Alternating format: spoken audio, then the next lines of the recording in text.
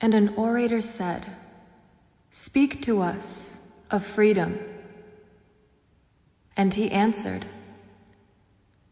"At the city gate and by your fireside, I have seen you prostrate yourself and worship your own freedom, even as slaves humble themselves before a tyrant and praise him though he slays them.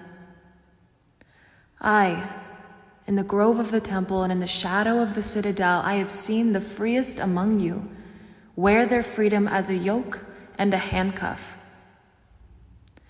And my heart bled within me, for you can only be free when even the desire of seeking freedom becomes a harness to you, and when you cease to speak of freedom as a goal and a fulfillment. You shall be free indeed when your days are not without a care, nor your nights without a want and a grief, but rather when these things girdle your life and yet you rise above them, naked and unbound. And how shall you rise beyond your days and nights unless you break the chains which you at the dawn of your understanding have fastened around your noon hour? In truth, that which you call freedom is the strongest of these chains, though its links glitter in the sun and dazzle your eyes. And what is it but fragments of your own self you would discard that you may become free? If it is an unjust law you would abolish, that law was written with your own hand upon your own forehead. You cannot erase it by burning your law books, nor by washing the foreheads of your judges, though you pour the sea upon them.